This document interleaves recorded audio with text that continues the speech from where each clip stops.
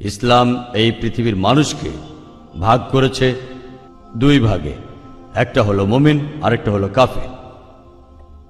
অবশ্যই আমরা ইসলাম ধর্মের এই কথাগুলো বিশ্বাস করি না, মানতেও পারি না। তাই ইসলাম ধর্ম যেভাবে আমাদের উপর সর্বজনীন ভ্রাতৃত্বকে চাপিয়ে দিচ্ছে, সেটা আসলে কখনোই সম্ভব না। ইসলাম মানুষের মধ্যে শুধু বিভেদ তৈরি করে। তাদের মধ্যেও আছে শিয়া, সুন্নি, এছাড়াও ইসলামে আরো 70টা গোত্র আছে।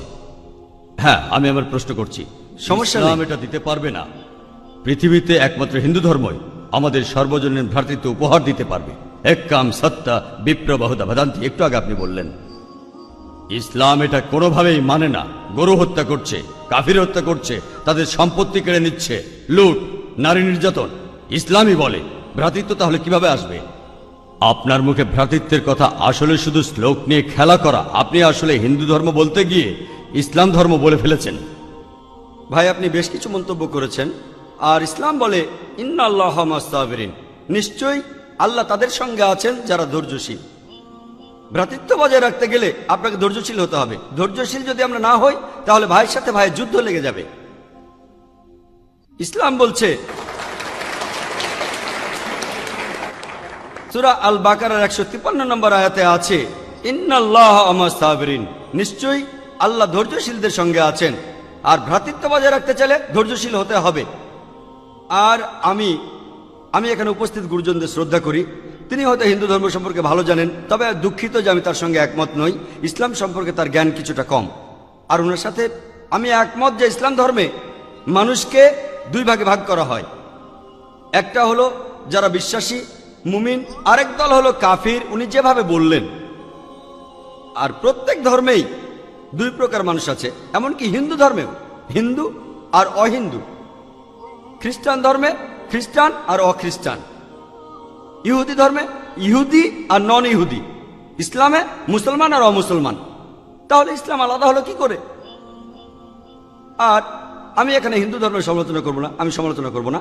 কিন্তু আজকের এই লেকচারে আমি হিন্দু ধর্ম নিয়ে কথা বলবো, কারণ আমি বিভিন্ন ধর্মের একজন ছাত্র হিসাবে আমি বেদ পড়েছি, আমি উপনিষদ পড়েছি। তবে এখানে ছোট্ট একটা মন্তব্য করি। হিন্দু ধর্মগ্রন্থ বেদে আছে যে এই মানুষ জাতি সৃষ্টি হয়েছে সর্বশক্তিমান ঈশ্বরের 4টি অংশ থেকে। তার মাথা থেকে এসেছে ব্রাহ্মণ, বুক থেকে এসেছে ক্ষত্রিয়, আর উরু থেকে বৈশ্যরা ব্যবসায়ী জাত, আর পা থেকে শূদ্ররা বর্ণপ্রথা। আমি এটা নিয়ে মন্তব্য করতে আসিনি, আমি এটা চাই না। আমি চাই না হিন্দু ভাইদের মনে আঘাত দিতে। ইসলাম ধর্ম এটার অনুমতি দেয় না। আমি এসব নিয়ে মন্তব্য করছি না, কোনো ধর্মের সমালোচনা করছি না, আমি কারো সমালোচনা করছি না। আমি কথা বলছি না যে কোনো ধর্ম ভুল। তবে আপনি যদি ভালোভাবে বেদ পড়ে থাকেন, আপনি এখানে সবাইকে বলতে পারেন বেদ কথা বলে কিনা যে স্রষ্টার মাথা থেকে ব্রাহ্মণ এসেছে, তার বুক থেকে ক্ষত্রিয়রা এসেছে, উরু থেকে এসেছে বৈশ্যরা ব্যবসায়ী জাত, বিদ্বান গোত্র, যোদ্ধা গোত্র, ব্যবসায়ী গোত্র, শূদ্র। শূদ্ররা হলো সবচেয়ে নিম্নবর্ণ। আর ডক্টর আম্বেদকর এটা নিয়ে বই লিখেছেন। আমি সব খুলে বলছি না। হিন্দু ধর্ম আমি ভালোভাবে পড়েছি। আমি হিন্দু ধর্মের অনেক কিছু শ্রদ্ধা করি, বেশ কিছুর ব্যাপারে একমত নয়, এটা আমাকে আপনি বলতে বাধ্য করলেন। পবিত্র কোরআনে সূরা আনামের 108 নম্বর আয়াতে আছে তাহাদিগকে গালি দিও না আল্লাহকে ছাড়িয়ে তাহারা যাহাদিগকে ডাকে, কেননা অজ্ঞানতাবশত তাহারা গালি দিবে আল্লাহ সুবহানাহু ওয়া তাআলাকে। এখানে আমি হিন্দু ধর্মের ভালো দিকগুলো নিয়ে বলেছি। কথাটা হলো তারা এক ঈশ্বরের ধারণায় বিশ্বাস করে। আপনার প্রশ্নের ব্যাপারে বলি যে আপনি বলেছেন মুসলিমরা তারা মানুষ খুন করে, এছাড়াও তারা হত্যা করে। আপনি বললেন গরু, ঠিক, আপনি কথা বলেছেন। এই সবগুলো অভিযোগের উত্তর দেওয়া দরকার, সময় এখানে কম, কয়েকটার উত্তর দিচ্ছি। অন্য কেউ প্রশ্ন করেন, আপনাদের সবার ভুল ধারণাগুলো আমি ভেঙে দেব, আমারও ভালো লাগবে। আর ভুল ধারণাগুলো ভাঙিয়ে দিলেই তারা ইসলামকে ভালোভাবে বুঝতে পারবে। এজন্য আমার লেকচারে সবসময় একটা প্রশ্নোত্তর পর্ব থাকে। আর আমরাও বলি যখন কেউ সমালোচনা করে আমারও ভালো লাগে। যত বেশি সমালোচনা হবে তত বেশি বোঝাতে পারবো, তত ভালো করে ইসলামকে বুঝতে পারবেন।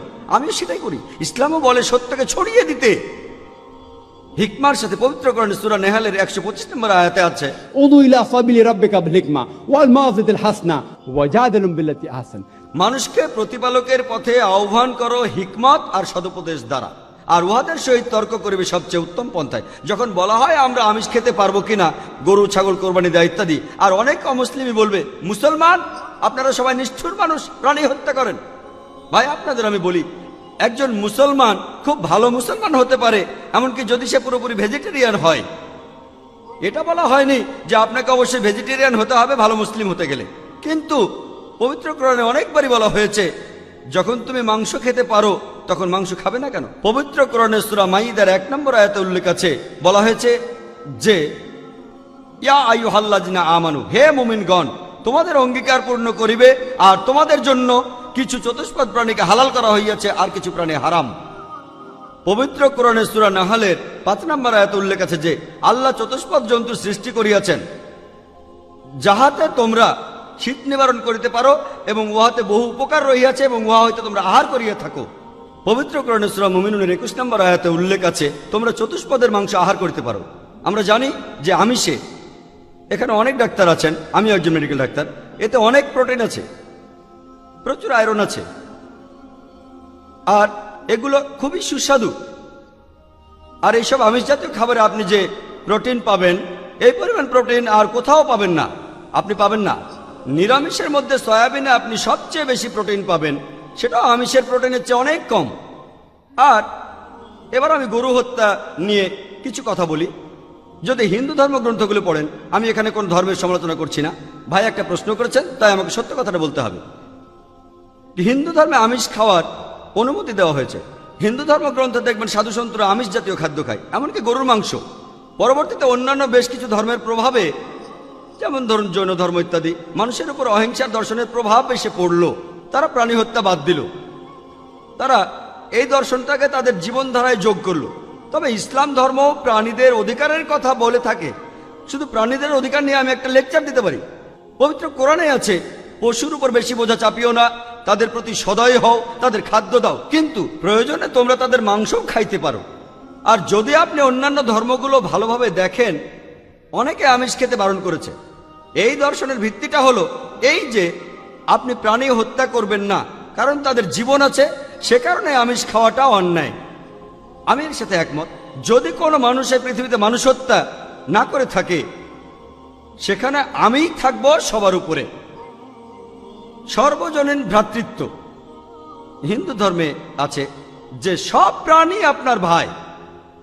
প্রত্যেক প্রাণী, হোক সে সাপ, পাখি অথবা পতঙ্গ।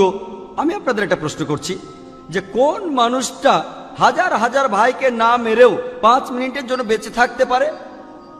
এখানে যারা মেডিকেল সায়েন্স পড়েছেন তারা ভালো বুঝতে পারবেন যে আপনারা যখন নিঃশ্বাস নেন তখন আপনার শরীরে প্রচুর ময়লা জীবাণু ঢুকে, সেগুলোকে মেরে ফেলেন। তার অর্থ এই ধর্মে বাঁচার জন্য আপনার ভাইদের আপনি মেরে ফেলছেন।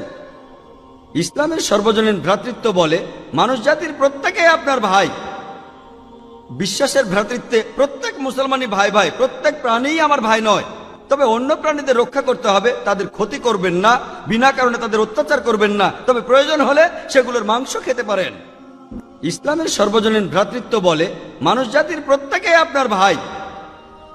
বিশ্বাসের ভ্রাতৃত্বে প্রত্যেক মুসলমানই ভাই ভাই, প্রত্যেক প্রাণীই আমার ভাই নয়। তবে অন্য প্রাণীদের রক্ষা করতে হবে, তাদের ক্ষতি করবেন না, বিনা কারণে তাদের অত্যাচার করবেন না, তবে প্রয়োজন হলে সেগুলোর মাংস খেতে পারেন।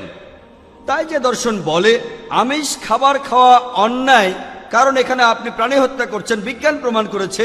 এমনকি গাছপালারও জীবন আছে, আপনারা জানেন। তাই এ কথা এখানে খাটছে না যে প্রাণী হত্যা করা অন্যায়। তাই এখন তারা যুক্তিটা পাল্টে বলল যে আচ্ছা, গাছেরও জীবন আছে, তবে তারা ব্যথা অনুভব করে না, তাই গাছ হত্যার চেয়ে প্রাণী হত্যা অনেক বড় অপরাধ। আর আজকের দিনে বিজ্ঞান উন্নত হয়েছে, আমরা জানি গাছও ব্যথা অনুভব করে, এমনকি গাছও কাঁদতে পারে, গাছেরও ভালো লাগতে পারে। তাই গাছ ব্যথা অনুভব করে না, এটা টিকলো না। এখানে ব্যাপারটা হলো যে গাছের কান্না মানুষ শুনতে পায় না, কারণ মানুষ কানে যে শব্দ শোনে সেটা সীমা 20 সাইকেল পার সেকেন্ড থেকে 20,000 সাইকেল পার সেকেন্ড। এই সীমার মধ্যে কিছু হলে মানুষ সেটা শুনতে পায়, এই সীমার নিচে বা উপরে মানুষ কিছু শুনতে পায় না। যেমন ধরুন কেউ যদি ডগ হুইসেল বাজায়, ডগ হুইসেল চেনেন, যেটাকে বলে সাইলেন্ট ডগ হুইসেল। যখন কেউ এই হুইসেল বাজায়, এটার সীমা হচ্ছে 20,000 সাইকেল পার সেকেন্ডের উপরে, 40,000 সাইকেল পার সেকেন্ডের নিচে।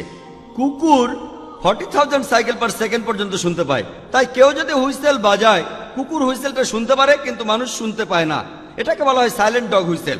একইভাবে গাছপালার যে কান্নাকাটি আমরা মানুষরা কিছুই শুনতে পাই না, তবে গাছও কাঁদে, তারাও ব্যথা অনুভব করে।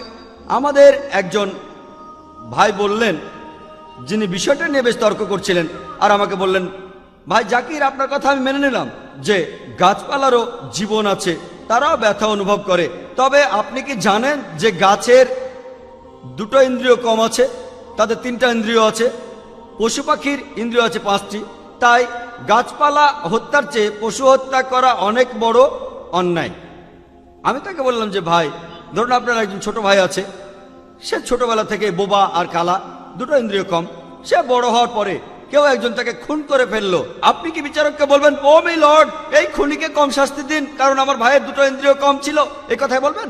আপনি বলবেন, ও মাই লর্ড, তাকে দ্বিগুণ শাস্তি দিন কারণ সে একজন নিষ্পাপ মানুষকে হত্যা করেছে। তাই ইসলামে এটা কোনো যুক্তি নয় যে দুটো বা তিনটা ইন্দ্রিয়। পবিত্র কোরআনে সূরা বাকারার 168 নম্বর আয়াতে আছে, যে বৈধ খাদ্যবস্তু আছে তাহা তোমরা আহার করো। তার অর্থ যেগুলো বৈধ আর হালাল খাবার সেগুলো খেতে পারো। আর এ কারণে আপনারা দেখতে পাবেন যে গবাদি পশু, আল্লাহ সুবহানাহু ওয়া তাআলার ইচ্ছায় গবাদি পশু বংশ বিস্তার করে বেশ তাড়াতাড়ি, মানুষ এবং অন্যান্য পশুর তুলনায় বেশ তাড়াতাড়ি দ্রুত বংশ বিস্তার করে। যদি আপনার কথা মেনে নেই যে মানুষ কোনো গবাদি পশু খাবে না, তাহলে পৃথিবীতে গবাদি পশুর পরিমাণ অনেক বেড়ে যাবে, অনেক বাড়বে।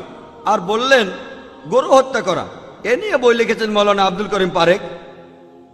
গো হত্যা, গরু কোরবানি কে জন্য দায়ী? যদি ভালোভাবে দেখেন, যারা চামড়া নিয়ে ব্যবসা করে, গরুর চামড়া মুসলিম অমুসলিম উভয়ই আছে, চামড়া, গরুর চামড়া, তারা এটা করে। তাই এটা থেকে যারা উপকার পাচ্ছে এই গোহত্যা থেকে, তাদের মধ্যে মুসলিমদের চেয়ে অমুসলিমরাই বেশি। তাই যদি ইতিহাস ভালোভাবে জানেন আর যুক্তিও ভালোভাবে বোঝেন, আমরা জানি আল্লাহ বলেছেন যে বৈধ খাদ্যবস্তু আছে তাহা তোমরা আহার করো, যদি এটা খান এতে কোনো সমস্যা নেই। এছাড়াও যদি ভালোভাবে দেখেন, তৃণভোজী প্রাণীর দাঁতগুলো যদি দেখেন, গরু, ছাগল, ভেড়া, তারা শুধু শাকসবজি খায়, তাদের দাঁতগুলো সব সমান। যদি আপনারা মাংসাশী প্রাণীর দাঁতগুলো ভালোভাবে খেয়াল করেন, সিংহ, বাঘ, চিতাবাঘ, তাদের দাঁতগুলো খুব সুচালো, তারা শুধু মাছ মাংস খায়। যদি আপনি মানুষের দাঁত দেখেন, আয়নায় আপনার নিজের দাঁত দেখতে পারেন, আমাদের সুচালো দাঁত আছে, সমান দাঁতও আছে। যদি সর্বশক্তিমান ঈশ্বর আমাদের শুধু নিরামিষই খেতে বলতেন, তাহলে আমাদের সুচালো দাঁত দিলেন কেন? কেন? আমিষ খাওয়ার জন্য। যদি আপনারা তৃণভোজী প্রাণীদের পরিপাকতন্ত্র ভালোভাবে খেয়াল করেন, গরু, ছাগল, ভেড়া, তাদের পরিপাকতন্ত্র শুধু নিরামিষই হজম করতে পারে। মাংসাশী প্রাণীগুলোর পরিপাকতন্ত্র, বাঘ, সিংহ, চিতাবাঘ, তারা শুধুমাত্র আমিষ হজম করতে পারে।